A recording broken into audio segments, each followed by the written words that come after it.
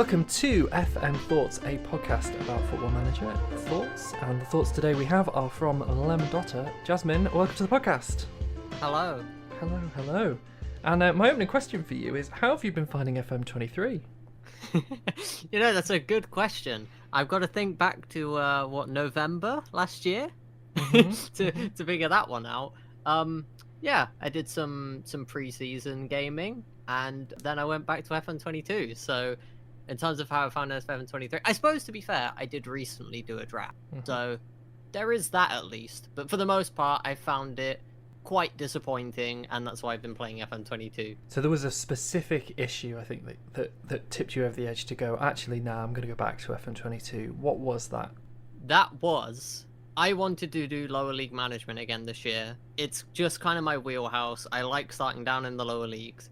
And then I go to negotiate a contract with the player, and I'm like, okay, I want to see what your wage demands are going to be. I want to see how this negotiation is going to go, what the playing time pathway is. And then on FM22, you can just back out after you've agreed the playing time pathway and seen their initial demands, and you can still just press continue, and it just pretends that it never happened, and it just moves on. So you can kind of get that initial overview of what the demands might be, and then there's no repercussion for it. But in FM23, I tried to do this.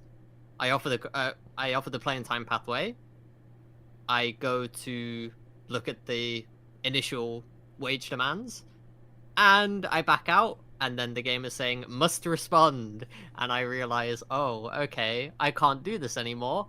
And that's my favorite way to sign players in FM, especially in lower league management. So I felt like that was enough for me to say the rest of the features on balance don't outweigh that. And so for me, FM22 is the better game. That's fair. It raises an interesting dilemma, I think, because in some ways, I think Football Manager is trying to create, it's a simulation, right? It's trying to create reality, but the way it chooses to display that reality is always going to be through like the lens of a game. And previously, you could have that conversation with the player about playing time and wage expectations in a way that I guess was serving both the function of being in the room officially offering a contract and having that initial, maybe like over the phone conversation or whatever, like maybe back in the day, you hear of, players ringing, so like Ferguson or whatever, ringing somebody up and sounding them out. Mm-hmm.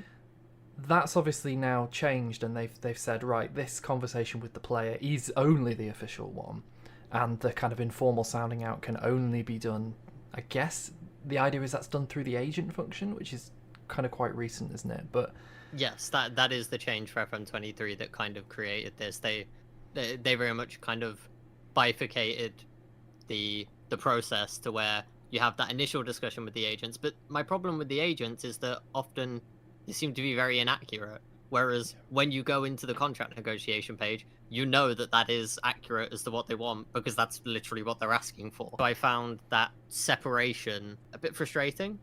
Yeah. Perhaps it is more realistic.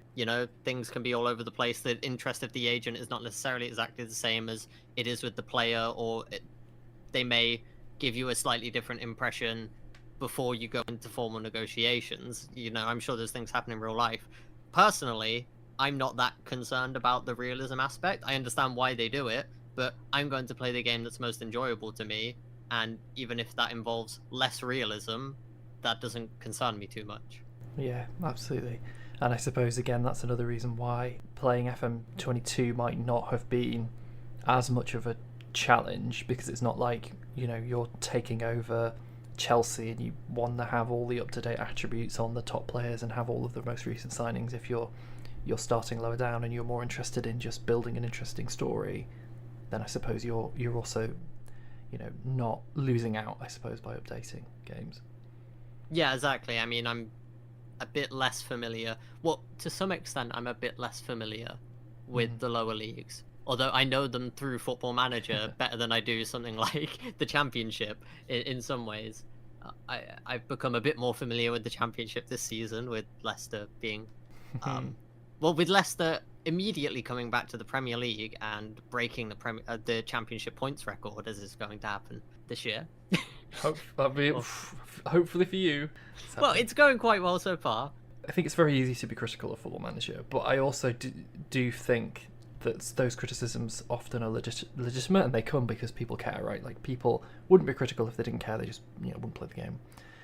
I think there does seem to be a little bit of a flaw with the way they implemented that agent thing, because lower league players don't have agents, so your ability to not only do you have the problem that you expressed there, which I've had loads where you talk to the agent, they say about 40,000 a week or whatever, and then you go and you say that's too much, I'll give you 30, and he goes fine, and then you get into the negotiation page and he's like 50, and it's like, we had a deal.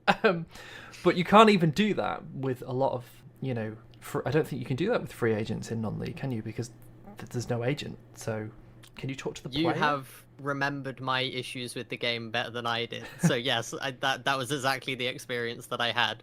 Can't speak to the agent because they don't have one, and if you enter the negotiations and then walk away, they won't speak to you for a month, which yes, it creates some issues for free transfers without agents. Some players will have agents, but for the ones that don't, getting an idea is quite frustrating. I suppose you do have the coach report when you bring them in, or the scout report.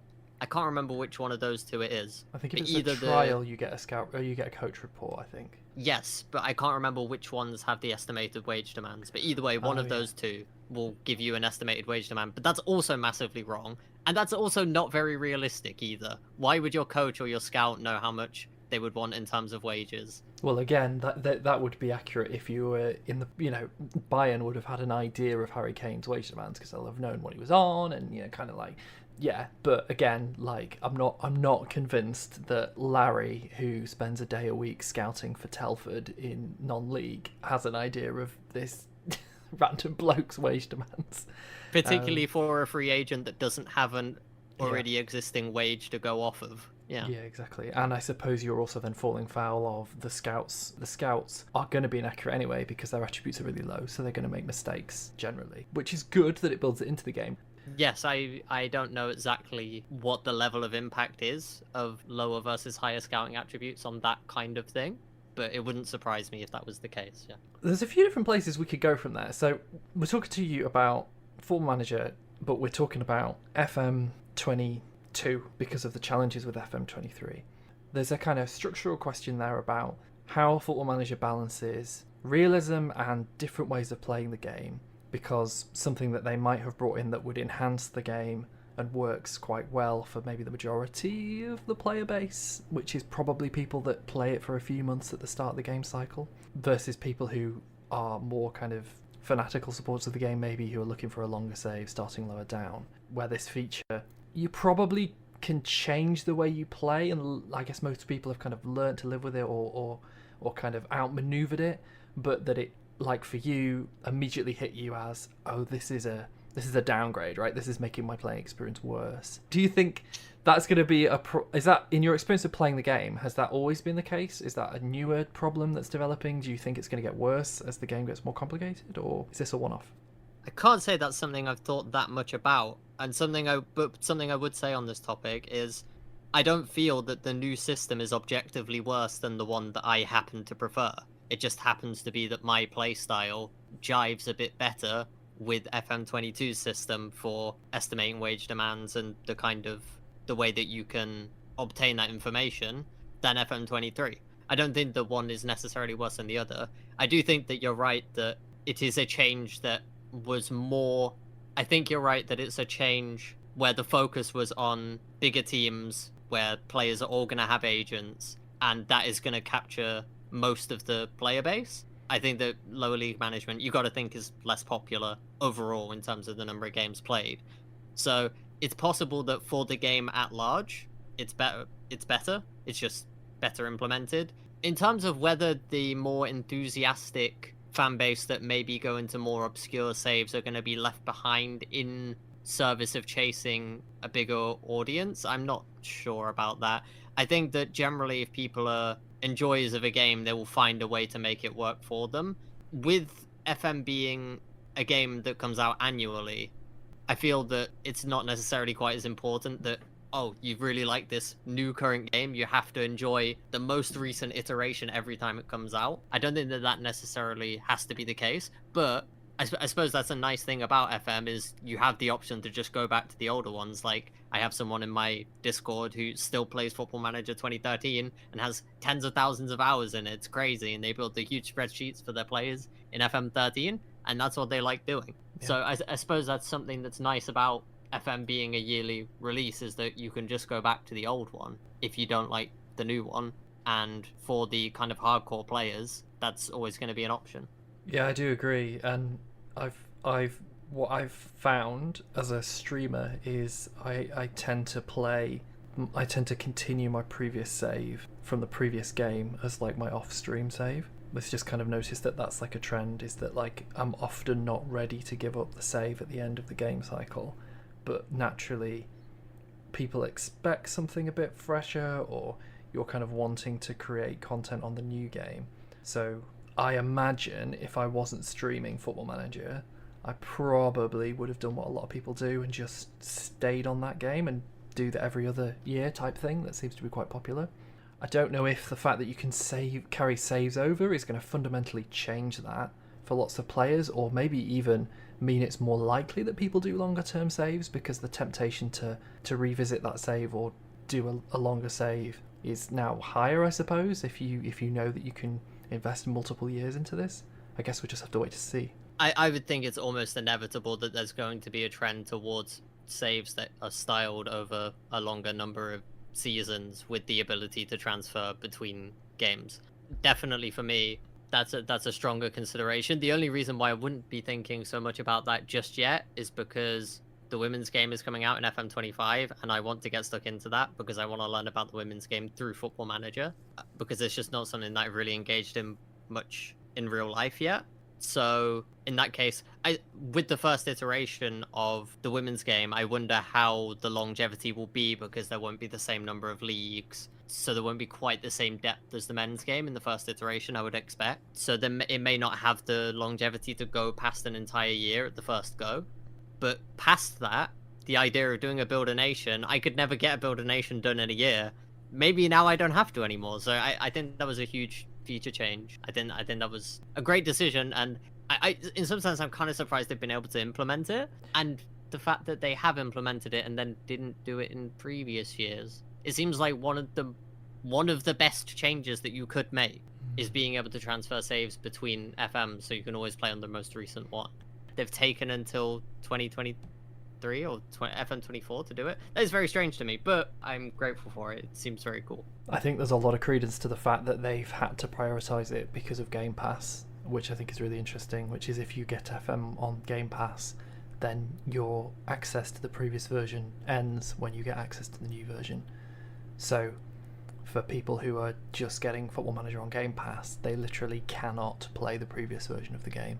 So I think that's probably why it's been a feature that they've thought, well, this is nice, but you know, maybe not enough of our player base want it or need it or whatever. Whereas now they're like, we really can't be making it so that people literally can't play their saves anymore when the new game comes out, which I hear is the case if you're on Game Pass. So I would imagine that's probably the sort of the background to that decision. Yeah, I hadn't heard that. That definitely makes a lot of sense, and it seems that their hand has been forced into making a positive change for the game, so I suppose that's nice. It'd be fascinating to know whether the saves will carry over to FM25.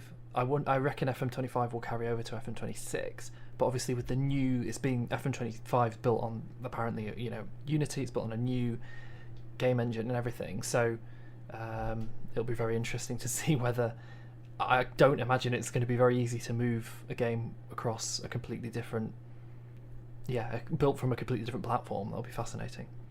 Yes, it would be interesting to see. I'm also going to be interested to see just how many bugs there are in transferring over the save, because with it being the first year, I can imagine there's going to be some pretty brutal bugs hiding in there that haven't been discovered by QA.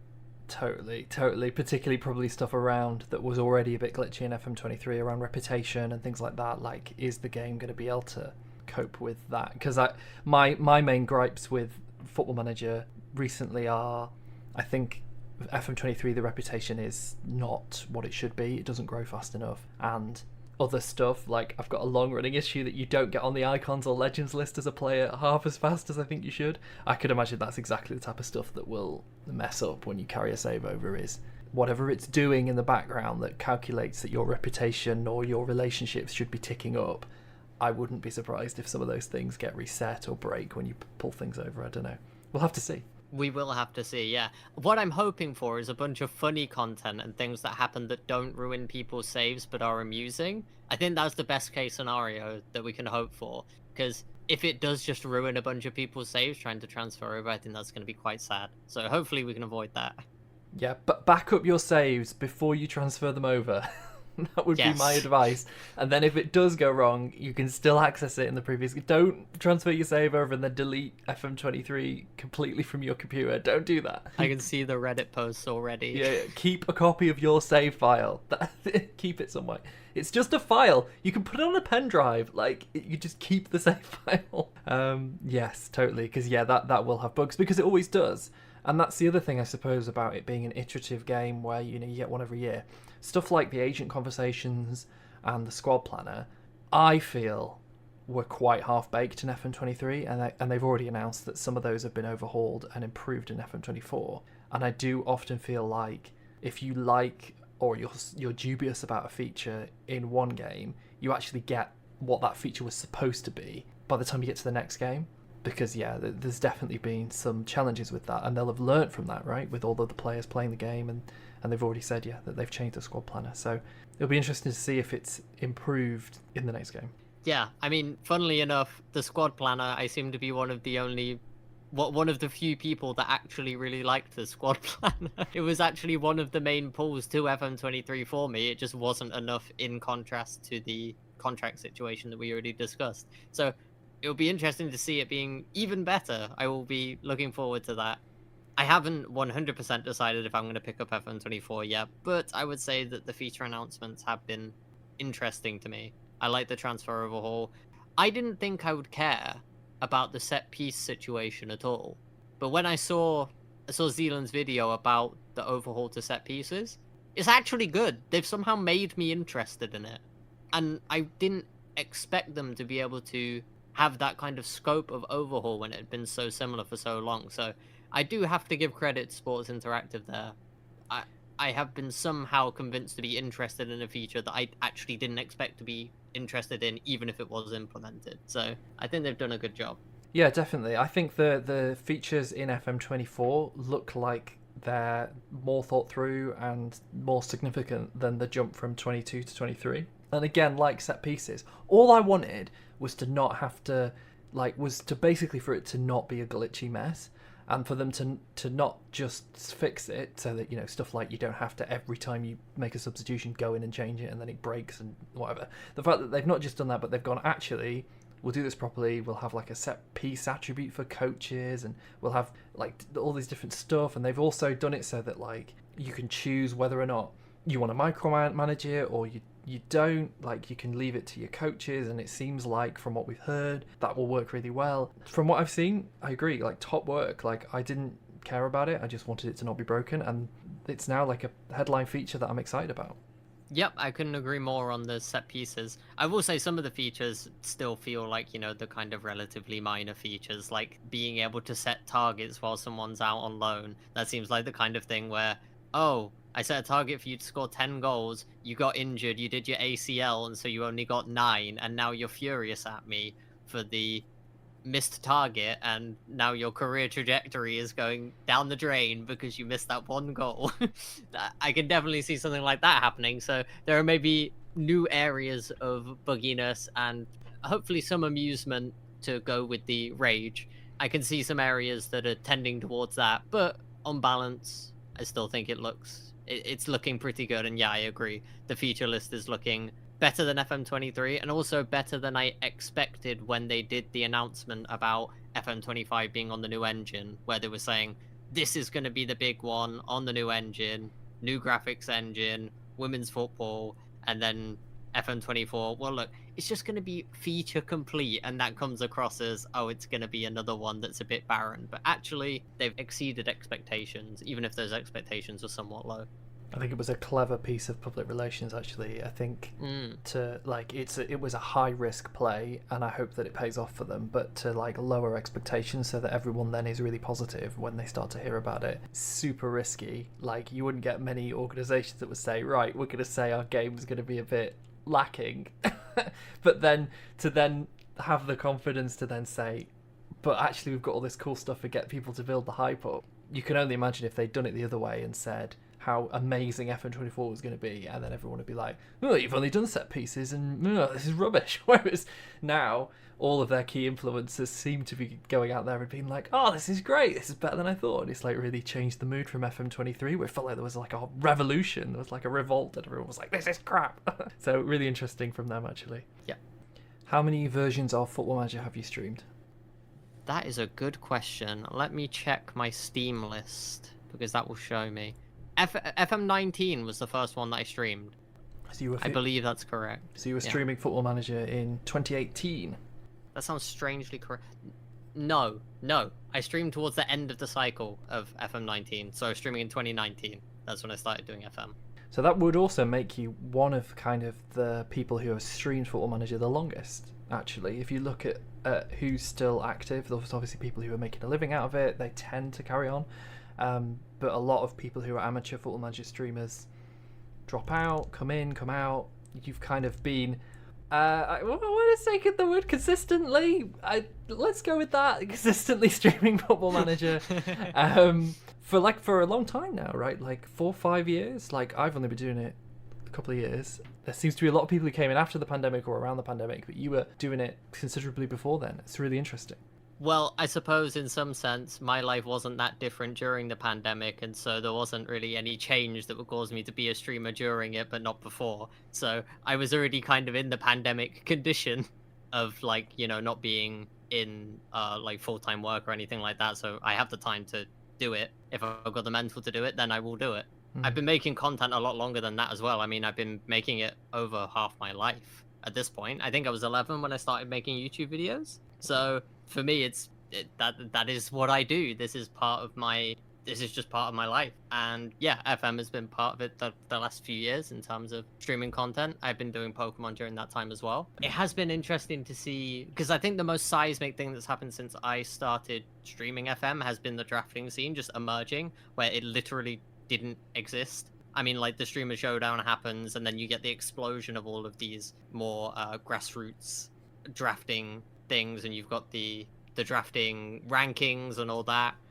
So that's been very interesting to watch from the outside. It's not something I've been too actively participating in. I've done a little bit, but not much. But that I would say is really the main change that I've observed over that 4 year or so period.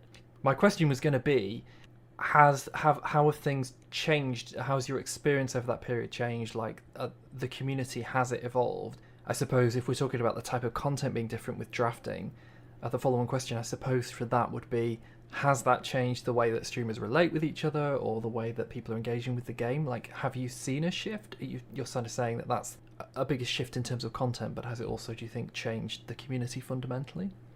Absolutely. I don't think there's any doubt about that. It seems to me that there's so many more ties between people across different games, because obviously I've had experience with multiple different games, streaming and all that, and been involved in those communities.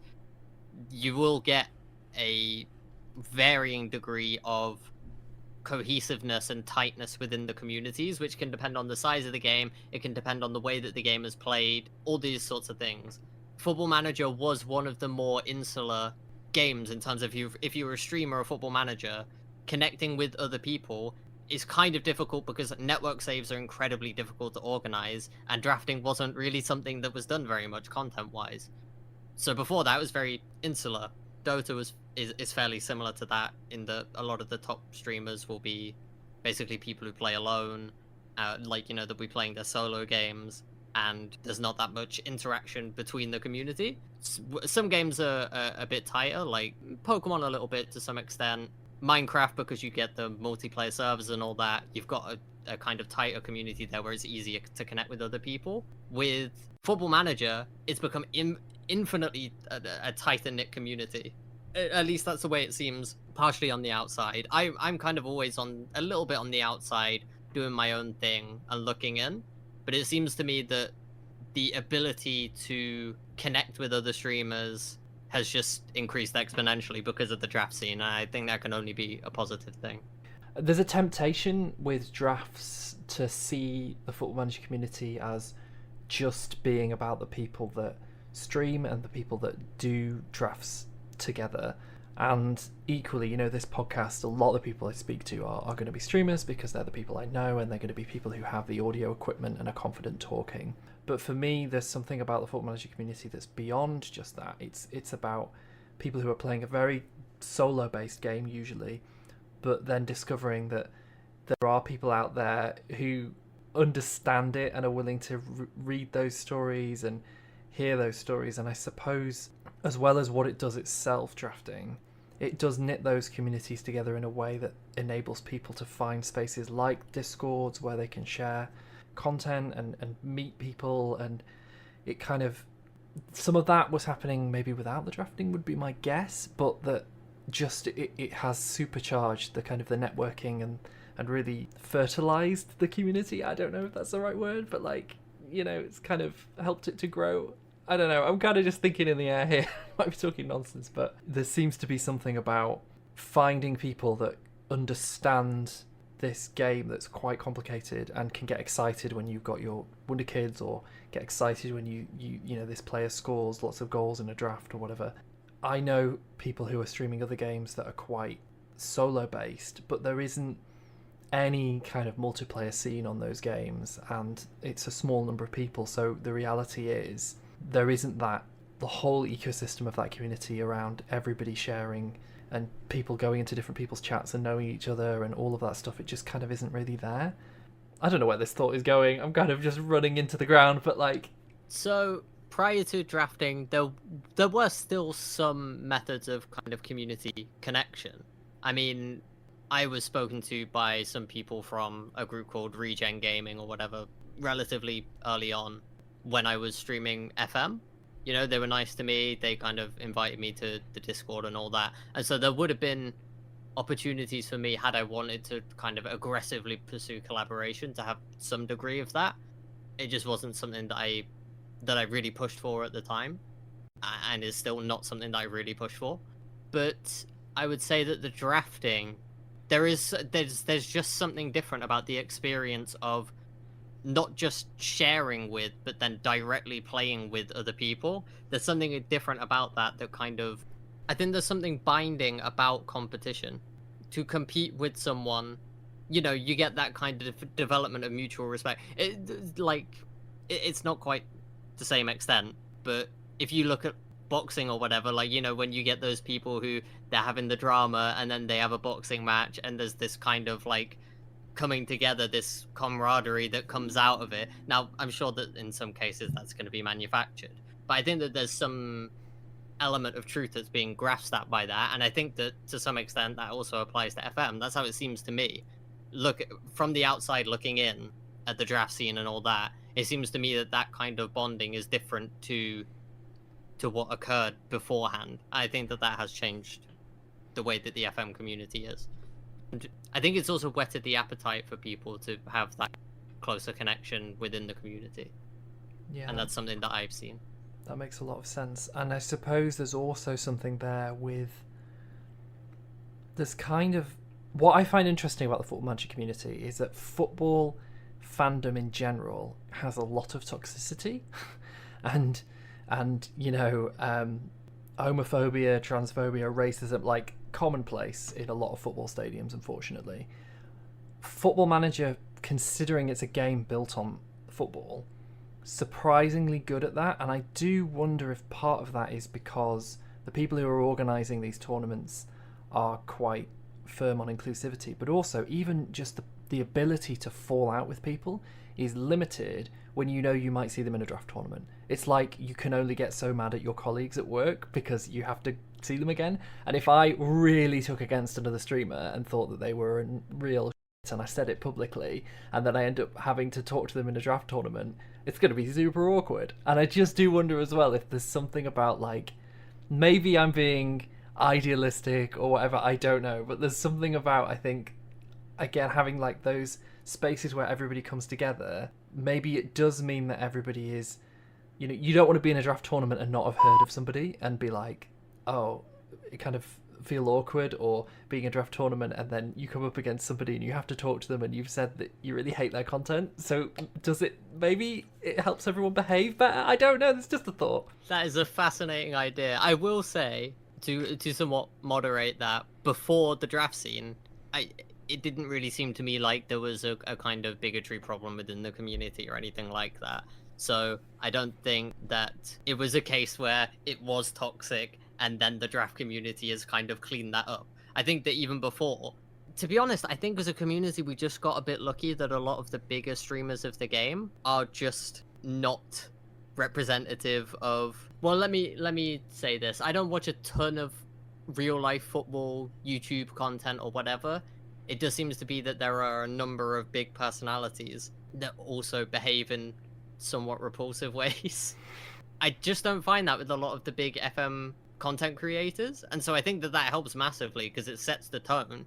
Because obviously if you're part of the community, the chances are you're going to have been part of one of the communities of the big streamers or YouTubers. So I think in some sense, I think it was a product of circumstances of there just not being a big figurehead of, let's say, gamer and football toxicity that ended up being a big Football Manager content creator. Now, maybe that person didn't end up coming to fruition because for whatever reason, the community just doesn't gravitate towards content of that kind. In that case, I don't know exactly what it is that causes that. So I can't really say which way around the correlation and causation goes. Mm-hmm. But yes, it wouldn't surprise me if the closer connection and the higher probability that you do some collaboration with an FM streamer has some kind of moderating effect on the things that people say about each other or the way that people treat each other. I think that's a fascinating idea, and it's not something I thought about, but I think there definitely could be some merit to it. But it's not the case in the extreme. It isn't the case that, oh, well, Football Manager was toxic and bigoted, and then the draft scene came up and kind of moderated all that behavior. I didn't really see a whole lot of it beforehand. We've talked about the community from sort of FM 2019 all the way through to kind of now. We've got the game cycles coming out, the Football Manager community is changing throughout those times. Do you think that over that period, the game and the community has gone from strength to strength? Like, as somebody who's not playing FM23, you're streaming FM22, but you said yourself you didn't necessarily feel that like it was worse, it just didn't vibe with your playstyle. Do you think the game has improved throughout that period, or do you think that it's plateauing, or for you personally it's going to get worse in the future years? Where do you see it going, and where have you seen it go in the past 5 years? So when it comes to my time having streamed FM, I can't say that the game has changed in a way that fundamentally changed my streaming experience of it or my gameplay experience of it. Now, that's not to say that that's necessarily an especially bad thing, because part of the reason for that will be to do with the way that I play it. Playing it a lot of the time on stream makes it a primarily social experience for me. So as long as FM is fulfilling the function of a game that I can play in the background while I talk to people, I don't have to put 100% focus on at all times. It is serving its purpose for me. In terms of where the game's going, I don't see any reason why it isn't a positive direction. As I spoke about earlier, I think that the FM24 feature list is looking quite polished and is looking like a bigger step up than FM23. FM25 obviously has the potential to change a lot of things. I don't think we can know the full scope of that until we see what the feature list is next year, around this time, I suppose. In terms of where the community goes from here, yeah, I think describing it as going from strength to strength is a pretty fair assessment. I can't see any compelling case off the top of my head that really there's any part of the community that's gone in a particularly negative direction. What the next stage of the evolution of the FM scene looks like, I'm not exactly sure. We'll find out, I suppose. But I think that drafting has been a positive addition. I think that the community is closer, more tightly knit, and I see good things coming down the line. Personally, for me, if the game just continues doing what it's doing, if it fulfills that purpose when it comes to streaming, then I'll be satisfied enough. I love it. That's such a really nice point to end on. We are at our time, but it's been a real pleasure. Thank you so much for coming on. Genuinely, I think you're kind of one of the most thoughtful, reflective kind of people that streams, and it's been really, really nice to kind of unpack some of your thoughts on the game more. So thank you so much. Thanks very much. It's been nice for me to unpack my thoughts, because talking about the state of the Football Manager community is not necessarily something I do in a one-on-one situation all that much. So it's been elucidating for me, and it's been nice to be on the FM Thoughts podcast. Well, hey, thank you very much. I'm sure we will. I'll try and tempt you back on at some point in the future. But for now, thank you, and I hope you have a really nice rest of the day. And I hope you, dear listener, are also having a wonderful day. Thank you very much for listening to the FM Thoughts podcast with me and the wonderful Jasmine MlemDota, or Dota is actually what it is. MlemDota, if you want to look her up on Twitch. And yeah, real pleasure. Great. I love the vibes. Great Discord community. Great little Twitch stream. And always a really thoughtful person. So brilliant to have her on, and thank you for listening on what was sort of the preview episode for FM24, which has actually dropped as I am speaking right now. As this podcast goes live, FM24 is live next week. I will be talking to Saint Grimmy, who we look at the features and we preview them, so that's going to be really, really fascinating and interesting, hopefully. And then the week after we'll probably have another episode looking at FM24 once it's been out for a little bit, and see how we're finding it. So do drop in for that. Thank you for listening. Share the podcast if you found it interesting, and I hope that you'll listen in next time. But until next time, go well, friends.